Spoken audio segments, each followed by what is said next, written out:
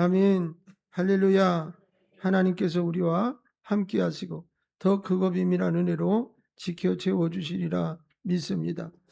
오늘 본문의 말씀을 중심으로 그리스도의 향기 나는 삶을 살아가는 저희들 모두가 되어줘야 할 줄로 믿습니다. 최대의 결과를 위해 사역하라, 이런 말씀으로 같이 은혜를 나누도록 그렇게 하겠습니다. 사역의 법칙 6번째 시간이고요. 사역의 결과에 대한 말씀을 드리려고 해요. 하나님의 일을 하는 목적은 열매에 있습니다. 여러분, 예수님은 제자들에게 기회가 있을 때마다 예수님을 따라만 다니는 형식적인 제자가 되어서는 안 된다 가르쳐 주시고 열매에 대한 말씀을 계속하세요. 여러분, 오늘 요한복음 12장 14절 말씀을 좀 같이 한번 먼저 읽어보고 싶습니다. 같이 읽겠습니다. 내가 진실로 진실로 너에게 이르노니 한 알에 밀이 땅에 떨어져 죽지 아니하면 한 알 그대로 있고 죽으면 많은 열매를 맺느니라. 할렐루야. 그 외에도요, 요한복음 15장 2절, 5절, 8절, 16절에서 예수님이 제자들에게 요구한 것이 뭐냐? 열매예요. 열매 맺는 제자가 되도록 하기 위해서 계속해서 훈련을 시키신 것입니다. 예수님의 제자들에게 용서, 사랑, 기도, 믿음, 섬김, 봉사, 헌신을 가르치시면서 궁극적 목적으로 삼은 것이 열매입니다. 그래서 예수님의 제자 훈련은 열매 맺는 훈련이다, 이렇게 말할 수 있겠어요. 제자 훈련은 말씀이나 영성이나 성장이 목표가 아니라 열매라, 열매. 열매는 뭐냐? 결과입니다, 결과. 여러분, 만일 농부가 씨를 뿌리고 열심히 수고하여 가을이 되었는데 열매를 거둘 수 없다면 농부는 견딜 수 없이 괴로울 거예요. 농부는 씨를 뿌릴 때부터 열매라고 하는 결과를 생각하면서 온갖 노력을 다하기 때문에 그렇지요. 여러분, 야고보서 5장 7절 말씀 같이 한번 읽어볼까요? 그러므로 형제들아, 주께서 강림하시기까지 길이 참으라. 보라, 농부가 땅에서 나는 귀한 열매를 바라고 길이 참아 이른 비와 늦은 비를 기다려.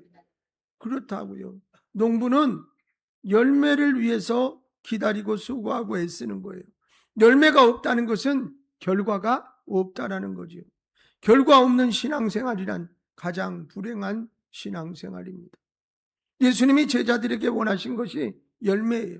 그렇다면 오늘 우리들에게 원하시는 것도 열매인 줄로 믿습니다. 여러분이 예배를 드리고 성경을 배우고 기도를 열심히 이제 하고 헌신하는데 무엇 때문에 그렇게 하는 거냐? 결과는 열매라, 이 말입니다. 여러분, 누가복음 13장 6절로 9절에 열매 맺지 못하는 무화과 나무의 비유가 있어요. 참으로 두렵고 무서운 말씀이거든요. 같이 한번 읽어봅시다. 이에 비유로 말씀하시되 한 사람이 포도원에 무화과 나무를 심은 것이 있더니 와서 그 열매를 요구하시나 얻지 못한지라. 포도원 지기에게 이르되 내가 3년을 와서 이 무화과 나무에서 열매를 구하되 얻지 못하니 찍어버리라. 어찌 땅만 버리게 하겠느냐? 이에 비유로 말씀하시되 한 사람이 포도원에 무화과를 심은 것이 있더니 8절 대답하여 이르되 주인이여, 금년에도 그대로 두소서. 내가 두릅하고 기름을 주리니 이후에 만일 열매가 열면 좋거니와 그렇지 않으면 찍어버리소서 하였다 하십니다. 우리가 잘 아는 말씀이에요. 포도원에 그런데 무화과 나무는 잘 어울리지 않는 것 같아요. 그런데 어쨌든 주인은 포도원 지기에게 무화과 나무의 열매가 없음을 보고 땅만 버리니까 버리라고 얘기했어요. 이것은 포도원 지기에게 어떻게 말하면 불합리한 말씀인 것 같기도 해요. 포도원 지기는 포도만 잘 가꾸면 되는 거 아닌가요? 예. 근데 무화과 나무까지 잘 돌봐야 할 의무가 사실 없는 것 같기도 합니다. 그러나 주인의 생각은 달라요. 주인이 바라는 것은 포도나무든 무화과 나무든 열매를 맺어야 한다는 거예요. 그러나 포도원 지기는 자기 변명을 하지 않고 오직 한마디를 합니다. 주인이여, 금년에도 그대로 두시옵소서. 내가 거름도 주고 잘 보살피겠습니다. 그리고 그 다음 해에 열매를 맺지 못하면 찍어버리세요. 이렇게. 예수님은 누구든지 열매를 맺는 것에 대한 기회를 주시고 그 기회는 한시적이고 반드시 열매 없는 것에 대해서 심판하신다는 것이 이 무화과 나무 비유의 핵심이 되겠어요. 그러므로 오늘의 기독신자들이 명심해야 할 것이 믿음 생활을 잘 하려고만 하지 말고 열매 맺으며 결과를 내놓을 수 있어야 한다는 겁니다. 하나님은 이미 여러 차례 말씀드렸지만 질서를 중요시하는 분이에요. 그래서 열매라는 것도 질서에 있어서 가장 중요한 원리 중에 하나입니다. 열매 맺는 방법은 간단해요. 오늘 방법 7절에 뭐라고 그래요? 심은 대로 거두리라는 거예요. 이것이 원칙입니다. 기독교의 기본 진리는 어쩌다 일어나는 기적 같은 일이 아니라 365일 원칙으로 일어나는 일을 중심으로 보아야 돼요.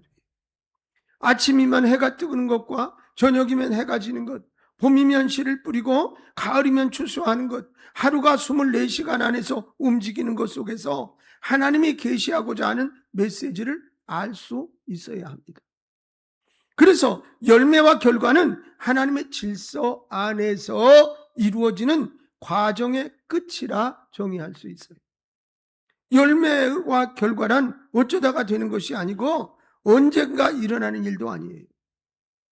하나님의 체계 안에서 일어나는 정확하고 분명하고 확실한 하나님의 이루심이라는 것입니다.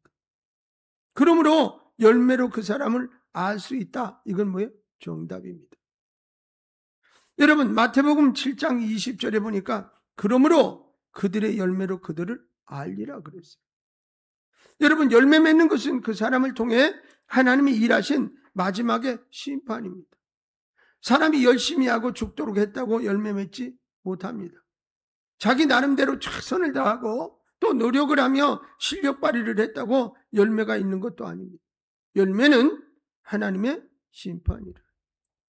그러므로 하나님의 뜻에 맞춰야 됩니다. 여러분 만일 우리들이 사역하는 모습이 하나님께 인정받는 모습이라면 열매 맺는 것은 어떻다? 당연한 것입니다. 성경은 많은 열매를 맺는다고 이미 약속도 해주셨어요. 그러나 열매를 만약에 맺지 못한다면 하나님과의 관계나 일하는 모습에서 하나님의 뜻과 멀리 있거나 전혀 반대였던 것입니다. 성경은 그런 예가 너무나 많습니다.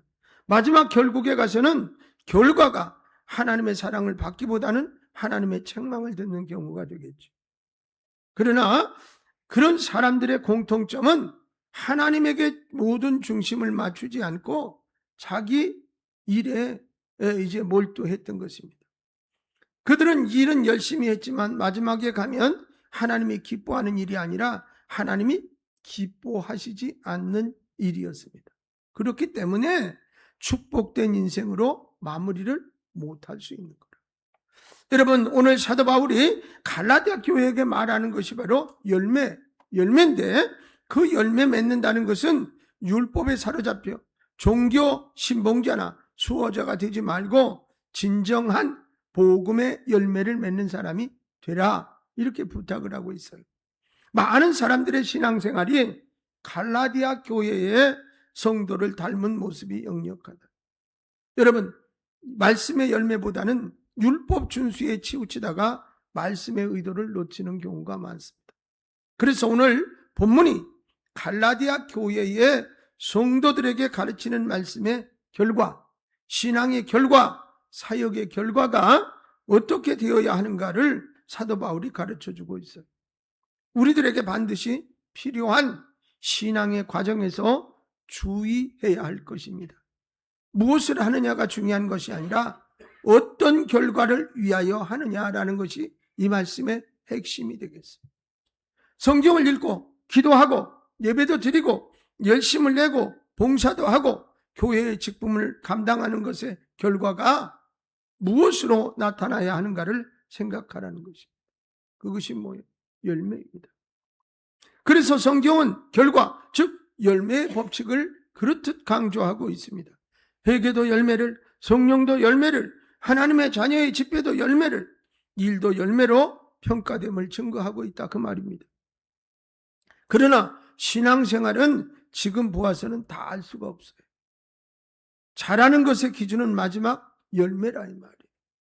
최대의 결과는 바로 열매임을 기억하시고 사도 바울이 열매 맺는 신앙의 법칙을 이해하고 사역을 할 때 이 말씀을 그대로 적용해서 모두가 열매 맺는 신앙의 성도 되기를 주의 이름으로 축원합니다. 첫째, 심는 것에 최선을 다해야 합니다. 갈라디아서 6장 7절이 그 말이지요. 뭐라고요? 심은 대로 거두리라. 할렐루야. 이것은 하나님의 질서입니다. 하나님의 공정입니다. 하나님의 지키심입니다. 우리가 생각하는 것과 근본적인 차이가 이 문제다. 특별한 은혜나 기적 역사가 일어나면 될 것이라고 하는 것이 기독인 누구에게나 깔려있는 물밑 신앙이다. 여러분, 그러나 이제는 버리셔야 합니다. 기적이 없다는 말이 아니고요, 특별한 역사가 일어나지 않는다는 말이 아닙니다. 있기는 있습니다. 그러나 우리에게 하나님이 원하시는 것은 그런 신앙이 아니라는 거예요. 심은 대로 거두어지는 것을 아는 신앙이며 실천하는 신앙이라는 거예요. 하나님이 그걸 더 원하시고 그걸 더 기뻐하신다 그 말이에요. 열매를 맺으려면 먼저 심어야 합니다. 심지 않으면 거둘 수 없습니다. 그래서 기도하라는 것입니다. 예배 잘 드리라는 것입니다. 전도하라는 겁니다. 교회 일도 하라는 겁니다. 심은 만큼 결과가 따라오기 때문에 그렇습니다. 그런데 예외의 상황도 있습니다. 여러분, 우리는 하나를 심었는데 열매는 100배의 열매가 되는 경우입니다. 그러나 이것도 기적이 아니라 하나님의 법칙입니다. 여러분, 정말 말씀대로 한 알이 썩어 죽으면 많은 열매를 맺는다는 것은 진리이지 이 기적이 아닙니다. 왜 우리는 심지 않고 거두려고 그럽니까? 지금보다 열심히 해보세요. 열심히 하셔야 됩니다. 여러분, 우리의 살아갈 남은 날이 그리 길지 않아요. 여러분, 시작을 해서 산다고 해도 100년이에요. 100년은 길어 보이죠? 영원의 세계를 바라본다면 별거 아니에요. 여러분, 늘 말씀드립니다만 미워하고 원수 맺고 살지 마세요. 사랑하며 살아도 짧은 시간이요. 행복하게 살아도 짧아. 네. 여러분, 저는 어려서 이해 못했어요. 어른들이 노래 부를 때 노세 노세 젊어서 놀아. 늙어지면 못 노나니. 그때는 이해가 안 되더니 지금은 충분히 이해돼요. 어디를 젊은 사람들하고 같이 갔는데 아이고 올라들어 갔다 와. 나 밑에서 기다릴게. 그리고 그늘에 앉았어요. 옛날 같으면 앞서서 왜 그래? 그리고 같이 가자고 그랬을 텐데. 제가 장백산, 백두산 올라갔는데 이제 거기 코스가 여러 군데예요. 옛날에 천지못에 가서 이제 기도하고 뭐 이러고 뭐지 그랬는데 계단이 1400개를 올라가야 되는 계단이 있는 데가 있어. 미리 그냥 니들 잘 갔다 와라. 그리고서는 밑에서 14계단을 올라가고 한 계단을 100계단씩 치자. 그리고선 거기서 하나님 감사합니다. 그리고 내려와서 그냥 앉았는. 그 사람들은 1시간 이상 거기 올라갔다가 내려오는 동안에. 여러분, 지금이 제일 젊을 때다. 아멘. 제일 젊을 때다. 그러니까 여러분 어떻게 열심히 심어야 된다. 예? 열심히 심어야 거둬요. 근데 보니까 2배, 10배, 100배로 열심을 내야 돼요. 구원은 사람의 행위로 할 수 없는 은혜의 역사예요. 아멘. 그러나 열매는 심는 사람에게 주어지는 하나님의 질서라 그 말이에요. 그래서 사역을 할 때 하나하나 최선을 다해야 한다는 겁니다. 하나님이 모든 것을 그대로 보고 계시니까요. 여러분, 누가복음 12장 7절 말씀 한번 같이 읽어볼까요? 같이 읽어요. 너희에게는 심어서 심지어 머리털까지도 다 세심바 되었나니 두려워하지 말라. 너희는 많은 참새보다 더 귀하다. 이 말씀의 핵심 뭐예요? 하나님은 모르는 게 없다는 거죠. 모든 걸 다 아세요. 그러므로 나의 생각, 마음, 의도, 계획, 행동 모든 것을 아시기 때문에 습관적이거나 종교적이거나 형식적이거나 가식적이거나 무의미하게 하지 말아라 그 말. 하나님 앞에서 한다는 의식으로 해야 돼요. 여러분, 청소당번도 마찬가지라고. 아이 참 재수없어. 우리는 꼭 우주짜리를 걸리냐? 그런 말 하지 말라니까. 하나님이 들으세요. 하나님 앞에서 하는 거예요. 하나님, 내가 주의 성전을 한 번도 쓸고 닦을 수 있게 해주셔서 감사합니다. 진짜 그런 마음으로 하면 하나님이 받으신다는 거지. 그게 심는 거예요, 제대로. 근데 하기 싫어서 억지로 하면 제대로 심어지는 거냐고, 그게. 여러분, 사도 바울은 심는 것에 대해서 정확하게 충고했어요. 고린도후서 9장 6절 말씀을 같이 한번 읽어봅시다. 바울의 말씀인데, 이것이 곧 적게 심는 자는 적게 거두고 많이 심는 자는 많이 거둔다는 말. 이거 맞잖아요. 안 맞아요? 이런 의식으로 헌금하라고 고린도 교회에게 가르쳤어요. 예, 적게 거두고 지고 많이 거두어 지고는 하나님의 몫이 아니라 사람의 몫이다. 하나님은 혼란스럽지 않습니다. 하나님은 변덕스럽지 않습니다. 하나님은 질서 파괴자가 아니십니다. 심은 것에 대해, 뿌린 것에 대해서 하나님은 셈하시는 분입니다. 지난주에 나눴던 달란트 비유의 교훈도 같은 원리예요. 마태복음 25장 14절로 30절에 보니까 달란트 비유가 나오지요. 5달란트, 2달란트, 1달란트 맡겨주시면서 우리 주님께서 평가하시는 것은 어떤 특별한 일이 벌어지는 것을 기대하는 것이 아니라 그것을 얼마나 잘 심고 충성스럽게 최선을 다했는가를 평가하는 거라. 여러분, 하나님이 우리들에게 기대하시는 것도 같습니다. 심지 않고 적게 심고 특이한 일을 일으켜 이제 주시는 것이 아니고 심은 것에 대해서 항상 갚아 주시는 하나님이시라. 그래서 우리의 눈물도 아시고요, 우리의 고통도 아시고 아픔도 아시고 주의 일을 하다가 쓰러지고 근심하고 하는 모든 것이 하나님에게 그냥 스쳐 지나가는 일은 없다. 하나님은 다 아신다. 예수님의 옷자락을 군중 속에서 만진 여인의 그 작은 터치를 아시는 주님이 그냥 지나치지 않고 그의 모든 소원을 들어주시는 것처럼 진심으로 심으면 하나님은 그에게 일하십니다. 기쁨으로 하십시오. 감사하며 하십시다. 기도로 하십시오. 그리고 어쩌다 될 것이라는 생각은 깨끗이 잃어버리십시오. 심어야 거두는 겁니다. 많이 심어야 한다고 하십시오. 죽도록 심겠다고 하십시오. 그리고 심은 대로 거두어지는 하나님의 질서를 나의 믿음 역량과 판단보다 더 높이 두어야 합니다. 오늘 이 시간 그 최선을 다하는 모습을 하나님께 보여주시기를 결단하시기 바랍니다. 하나님은 그것을 원하고 계세요. 부족하고 약하고 없는 것은 전혀 문제가 되지 않습니다. 내 능력이 1%라면 1% 최선을 다하면 나머지 99%는 하나님이 채워서 받으세요. 그럼 100%한 거예요. 내가 10%의 역량이 있다면 최선을 다해 10%만 하면 되는 거예요. 여러분, 심으면 열매가 있습니다. 심지 않는 것이 치명적이라. 할렐루야. 두 번째로 영원한 것을 심어야 합니다. 여러분, 파 심으면 팥 나요. 콩 심으면 콩 나고. 뭘 심어야 되느냐 이 말이에요. 신앙생활이나 사역은 구별성입니다. 구별성. 많이 심었는데 하나님과 관계없는 걸 심었다면 하나님이 주시는 축복은 당연히 없습니다. 여러분, 그래서 심고 열심을 다해도 분별되게 하라는 거예요. 갈라디아서 2장 8절에 보니까 자기 육체를 위하여 심는 자는 육체로부터 썩어질 것을 거두고 성령을 위하여 심는 자는 성령으로부터 영생을 거두리라 그랬어요. 여러분, 이 말씀도 하나님의 법칙이에요. 육체를 위해 심으면 썩어질 것을 거두고 성령을 위해 심으면 영생을 거둔다고 말했어요. 하나님은 사람을 만드실 때 몸과 영혼을 만드셨다고요. 자, 그러나 사람들이 이제 살아갈 때는 몸을 위해서 살지 영혼을 위해서 살지 않아요. 그런데 사람들은 몸 관리에는 모든 것을 막 쏟아붓죠. 1년에 한 번씩 건강검진도 받고 좋다는 건 다 먹고 열심히 챙기고, 그 다음에 어떻게 살쪘다고 살 빼려고 돈 쓰고 이러면서 그냥 육체 관리는 열심히 하는데, 죄송해요, 여러분, 영혼 관리는 어느 정도 하시나요? 관심이 있으세요? 육신은요, 이 땅에 살다 죽으면 썩어질 거고 흙으로 돌아갈 거라.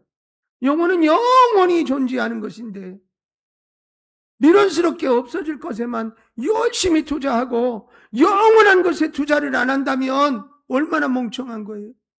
참 미련한 거라고요.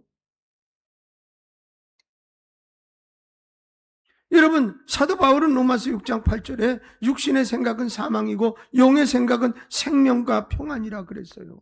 여러분, 몸이 이끌면 사람은 죽음으로 가는 거예요. 로마서 7장 5절 말씀 같이 한번 읽어볼까요? 말씀을. 우리가 육신에 있을 때는 율법으로 말미암는 죄의 정욕이 우리 지체 중에서 역사하여 우리로 사망을 위하여 열매 맺게 하여. 그거 봐요.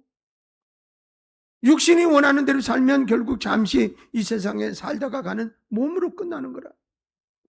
여러분, 그래서 사도 바울은 로마서 8장 8절에 육신의 생각은 하나님과 원수가 된다고 그랬고, 8절에 육신에 있는 자들은 하나님을 기쁘시게 할 수 없다고 그랬어요. 여러분, 그러면 우리는 무엇을 위해서 어떻게 열심히 심어야 하는가? 이 말. 많이 심으라고 그랬어요. 열심히 심으라고 그랬다고요. 근데 뭘 심어야가 중요하단 말이에요. 영혼입니다. 영혼. 성령입니다. 하나님의 영입니다. 그 길이 사는 길이고 영원한 길이란. 사역을 할 때 제발 육신의 자랑이나 명예나 자기 이익이나 권력, 고집으로 하지 말아야 합니다. 그렇게 하면 열매가 없어요. 만일 열매가 있더라도 썩은 열매를 거둔다 그 말이에요. 이거 정말 무서운 얘기예요. 여러분, 영혼이 잘 돼야 합니다. 영혼이 잘 돼야 합니다. 영혼이 잘 돼야 된다 이 말이에요. 교회는 사람이 모이는 곳이기 때문에 교회에 사역을 하다 보면 사람에게 보이려고 하고 자기 욕심이 드러나고 야망을 위해 하는 경우가 있단 말이에요. 마치 예수님의 제자들이 거룩한 주님의 사역을 위해 준비한다고 하면서도 버리지 못한 것이 바로 육신의 욕구지요. 야고보, 요한은 어떻게 예수님께 소원을 말했어요. 그런데 그 소원은 뜻밖의 제자로서는 해서는 안 될 그런 소원이었다고요. 여러분, 마가복음 10장 37절에 보니까 여짜오되 주의 영광 중에서 우리를 하나는 주의 우편에 하나는 좌편에 앉게 하여 주세요. 여러분, 허무한 사람들이었어요. 왜 허무했느냐? 예수님은 그들이 바라는 것에 대한 대답을 간단하게 하셨거든요. 마가복음 10장 그 다음 절 38절에 너희는 너희가 구하는 것을 알지 못하는도다 그랬어요. 여러분, 예수님에게 무엇을 구해야 할 것인가를 알지 못하는 무지한 제자들이다 그런 말씀이에요. 육신에 이끌리는 제자들의 모습이라. 오늘도 우리들에게 예수님이 묻습니다.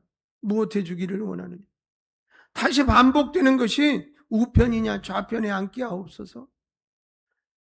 이리저리 말을 돌리지 않고 그대로 해석하면 요즘 교회에서 부르짖는 소리가 영혼의 건강이나 영혼의 열매보다는 육신의 욕구에 치우쳐가고 있다는 거예요. 여러분, 우리끼리 다 대답을 해보자고요. 하나님, 뭣도 주시고 뭣도 주시고 뭣도 주세요. 그것이 뭡니까? 내가 살아가는데 필요한 거 저 좀 풍성하게 살고 싶은 욕심 때문에 구하는 거 아니에요. 영혼을 위해서 여러분은 뭘 구하고 있습니까? 그게 더 중요한 것인데. 이제는 더 이상 썩을 것을 위해 심지 말자 이 말이에요. 1년에 단 한 번이라도 영혼을 살리는 일을 위해 심어야 합니다. 할렐루야! 진정한 전도는 어떤 것입니까? 영혼을 살리는 거라. 아멘? 교회의 가장 거룩한 사역은 뭡니까? 영혼을 살리는 거라. 그러므로 성령을 구하시기 바랍니다. 성령을 구하시기 바랍니다. 누가복음 11장 13절에 성령을 구하라고 그랬어요. 성경 말씀 띄워줘 봐요. 누가복음 11장 13절. 자, 그냥 보세요. 자, 그 다음에 요한복음 20장 22절 보여주세요. 성령을 받아야 합니다. 구하면 받습니다. 아멘입니까? 구하면 받아. 그 다음에 갈라디아서 5장 16절. 성령을 따라 사는 거예요. 성령을 구하시고 성령을 받고 성령을 따라 사는 거라. 여러분, 영혼이 바닥나면 주의 일을 할 수가 없어요. 성령을 위해서 심는 것이 영원한 것임을 알아야 한다. 여러분, 영이 건강하면 모든 것이 건강합니다. 응? 영혼에 투자하고 영혼이 살아있게 해야 할 줄로 믿습니다. 여러분, 영혼의 풍성한 열매를 맺기 위해서 최선을 다해야 된다 이 말이에요. 왜? 오늘 살아있으니 내일 어찌 될지 알아라. 그래서 늘 나는 주님 앞에 서 있는 심정으로, 오늘이 마지막일 수 있다는 마음으로, 아멘! 그리 살아야 돼. 네? 여러분, 그래서 영혼의 풍성한 열매를 맺기 위해서 최선을 다하고, 영혼의 절정기가 되면 사역도 절정기가 되고, 또 교회도 최고의 부흥기를 맞이하게 되는 거라. 여러분, 영원한 것을 구하는 사역, 신령하고 영원한 것을 위해서 심어야 할 줄로 믿습니다. 영혼의 열매를 맺기 위하여 영적인 것을 많이 심는 여러분, 할렐루야, 결단하시기 바라고, 그렇게 심을 수 있기를 주의 이름으로 축원합니다. 세 번째, 마지막으로는 끝까지 심어야 됩니다. 사역하는 사람에게 가장 중요한 사역 캐릭터는 뭐냐? 인내입니다. 인내. 총체적으로 국민들에게 어느 분야에서든지 나타나고 있는 현상은 인내 부족이라. 인내 부족. 여러분, 가정, 직장, 국가, 교회, 이제 어떻게 국회, 정부 할 것 없이 참지 못하고 기다리지 못하고 끝까지 하지 못하는 조급증에 시달리는 사람들이 너무 많아요. 그래서 주의 일을 하는 사람들에게 필요한 캐릭터가 인내. 여러분, 갈라디아서 6장 9절에 뭐라고 그랬어요? 우리가 손을 행하되 낙심하지 말지니 포기하지 아니하면 때가 이르매 거두리라. 하나님의 일과 사람의 일의 영역이 달라요. 하나님은 때를 맞추시는 분이고 사람은 일을 해야 돼요. 여러분, 만일 사람이 때를 맞추려고 한다면 하나님 돼야 맞아요. 신이 돼야 된다고. 여러분, 때와 시간은 사람의 영역이 아니에요. 그래요. 언제 죽을지, 어떻게 될지 모른다니까요. 여러분, 그 비행기가 추락할 줄 알면 그 비행기 탈 사람이 어디 있어? 모르는 거라고. 사람은 주어진 시간 안에서 최선을 다할 뿐이다. 여러분, 그래서 이 일을 할 때 꼭 자신이 할 일인가를 선택하는 것은 사람의 몫이에요. 여러분, 아무 일이나 하면 안 됩니다. 자신에게 맡겨진 일을 해야 된다. 그래야 때를 잃지 않습니다. 특히 주의 일, 교회의 사역은 더욱 분명해야 합니다. 왜냐하면 그 일을 통해 하나님의 때에 의해서 열매를 맺어야 하고 결과를 볼 수 있어야 하기 때문에 그래요. 그런데 사도 바울은 일하는 사람에게 가장 위험한 것이 뭐냐? 그걸 얘기하는데 낙심과 포기라고 그랬어요. 여러분, 낙심이란 마음이 상하는 것을 말해요. 이거 경계해야 합니다. 마음이 상하면 일할 수가 없고요. 사람이 미워지고요. 괴롭고요. 마음이 상한 얼굴로 일을 할 수가 없어요. 오히려 그러다 보면 주의를 불안하게 하고 차갑게 만들어요. 그래서 낙심하지 말라 그러는 거예요. 여러분, 마음을 잃으면 모든 것을 잃게 됩니다. 다윗의 위대함이 있는데 바로 뭐냐? 낙심에 대한 치료법을 잘 알고 있었다는 거라. 여러분, 시편 40편 5절 6절 11절 43장 5절 이렇게 연속해서 말씀을 좀 읽어보겠어요. 같이요. 내 영혼아, 내가 어찌하여 낙심하니 어찌하여 내 속에서 불안해하는가? 너는 하나님께 소망을 두라. 그가 나타나 도우심으로 말미암아 내가 여전히 찬송하리라. 6절, 내 하나님이여, 내 영혼이 내 속에서 낙심이 되므로 내가 요단 땅과 헤르몬과 벳산산에서 주를 기억하나이다. 다음이요, 내 영혼아, 내가 어찌하여 낙심하며 어찌하여 내 속에서 불안해하는가? 너는 하나님께 소망을 두라. 나는 그가 나타나 도우심으로 말미암아 내 하나님을 여전히 찬송하리로다. 마지막, 내 영혼아, 내가 어찌하여 낙심하며 어찌하여 내 속에서 불안해하는가? 너는 하나님께 소망을 두라. 그가 나타나 도우심으로 말미암아 내 하나님을 여전히 다 다른 구절을 읽은 거예요. 근데 어쩌면 한 구절 본 것 같지 않아요? 여러분, 어떻게 낙심할 때 뭐 해야 돼? 하나님께 소망을 두라. 그리고 뭐 하라? 찬송하라. 다윗이 낙심을 극복하는 방법이에요. 네. 우리도 일하다 보면 낙심될 때가 있다니까요. 이렇게 해야 된다. 주의 사역을 하면서 낙심이 될 때 불안해하지 말고 하나님께 소망을 두라. 그리고 찬송하라는 겁니다. 여러분, 다윗은 계속해서 자신의 영혼이 다운되면 자꾸 그렇게 하면서 자기를 펌핑했어요. 네? 여러분, 나는 낙심하지 않으리. 나는 불안해하지 않으리. 나는 하나님께 도망을 두겠다. 결국 다윗은 낙심을 극복할 수 있었습니다. 또 하나는 치명적인 장애물은 포기입니다. 누가 그랬어요? 포기는 배 주실 때나 하는 거지. 왜 포기하느냐고. 여러분, 포기란 하던 것을 그만두는 거라. 손을 드는 것이고 먼저 던져버리는 것이고 단념하는 거예요. 포기는 자기 기만이고 죄입니다. 여러분, 만일 하나님께서 나에 대해서 포기하신다면 어떠시겠어요? 내가 주의 일을 포기했다 그 말이야. 그런데 그렇다 치자. 그럼 하나님이 날 포기했다면 어떨까요? 여러분, 만일 하나님이 우리 교회를 버리신다면 어떻게 되겠습니까? 만일 하나님이 우리 가정을 포기하신다면 어떤 일이 일어날까요? 성경을 좀 같이 읽어보려고 그래요. 느헤미야 9장 17절, 시편 94편 14절, 히브리서 13장 5절 석절의 말씀을 연속해서 같이 이번도 읽어보겠습니다. 기억하며 주께서 그들 가운데 행하신 기사를 기억하지 아니하고 목을 굳게 하며 배역하여 스스로 우리 어두머리를 세우고 종되어 땅으로 돌아가자고 하였나이다. 그러나 주께서는 용서하시는 하나님이시라. 은혜로우시며 긍휼히 여기시며 더디 노하시며 인자가 풍부하심으로 그들을 버리지 아니하셨나이다. 다음, 여호와께서는 자기 백성을 버리지 아니하시며 자기의 소유를 외면하지 아니하시라. 마지막, 돈을 사랑하지 말고 있는 바를 족한 줄로 알라. 그가 친히 말씀하시길 내가 결코 너희를 버리지 않아 너희를 떠나지 아니하. 할렐루야. 하나님이 우리를 버리지 않아서 다행이다. 하나님도 나를 포기하지 않으신다. 아멘. 하나님은 결코 사람 같지 않습니다. 하나님은 우리를 쉽게 포기하지 않습니다. 하나님은 용서하시고 우리가 그를 버릴지라도 하나님은 우리를 버리지 않으십니다. 만일 주의 일을 하는데 포기하고 싶습니까? 나는 더 이상 견딜 수 없어. 이제는 쉬어야겠다. 힘이 들고 지쳤어. 이제는 일어날 힘조차 없어. 앞뒤 옆을 보아도 헤어날 길이 없잖아. 이제는 끝이야. 만일 이렇게 생각하는 분이 있다면 오늘 이 시간 십자가에 달리셔서 울부짖으며 통곡하시는 우리 예수님을 생각해 보십시오.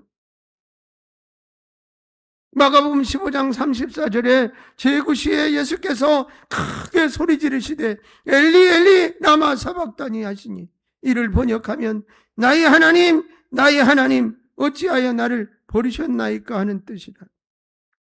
왜 예수님은 이렇게 소리치셨습니까? 나를 왜 버렸냐고 하나님께 항변하며 싸우는 것입니까?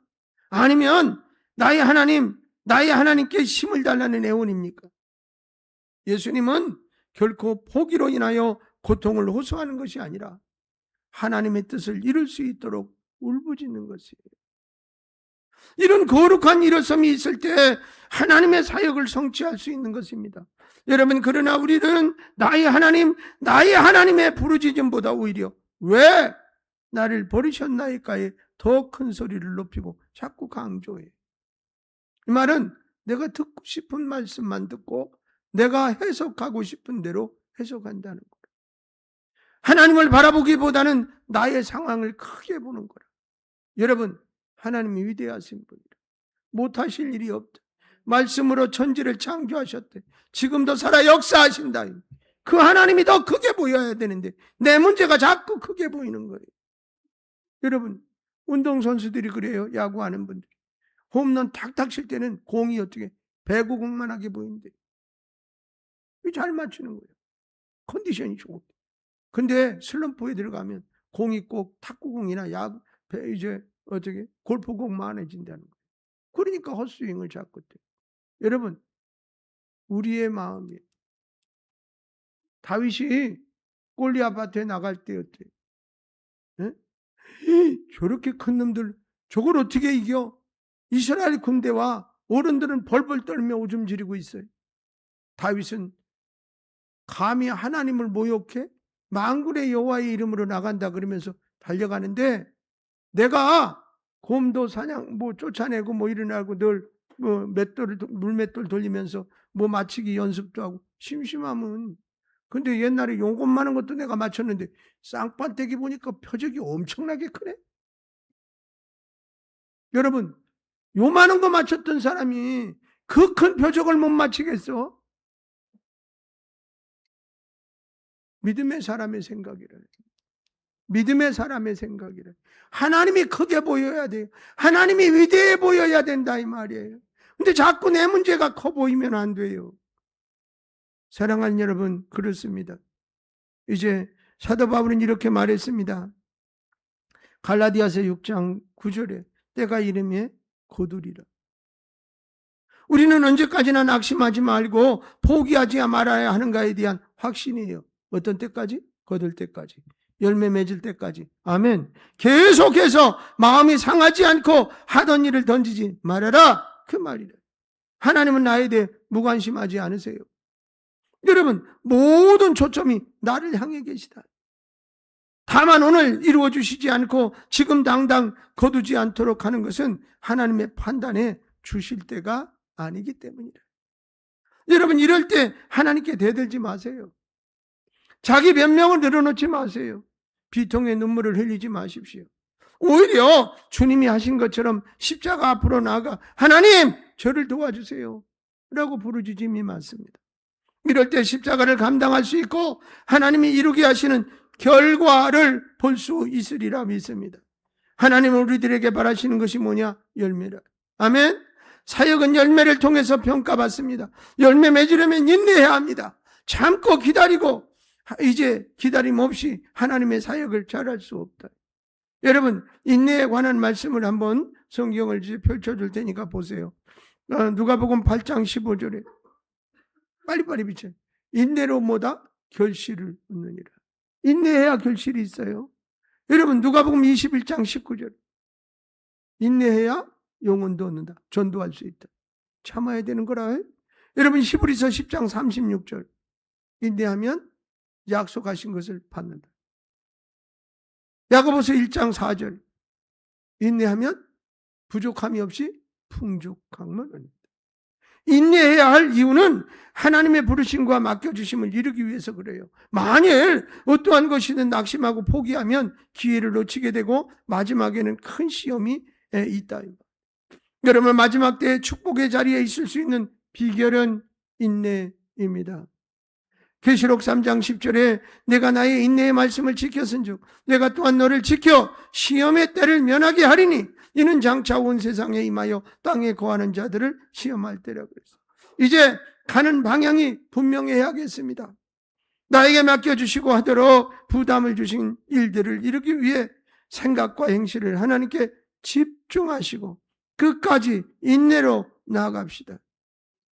신앙과 사역의 결실을 위하여 자신을 더욱 하나님 앞으로 나가도록 채찍질해야 할 때인 줄로 믿습니다. 말씀을 정리합니다. 열매 맺기 위해서 우리는 심는 것에 최선을 다해야 합니다. 많이 심어야 됩니다. 열심히 심읍시다. 그런데 뭘 심느냐가 중요합니다. 여러분, 악을 심으면 악을 거두어요. 세상 육신의 것을 심으면 육신을 거둔다고 그랬어요. 영원한 것을 심어야 합니다. 영원한 것을 심읍시다. 셋째로는 끝까지 심어야 된다. 언제까지? 열매 거둘 때까지. 할렐루야.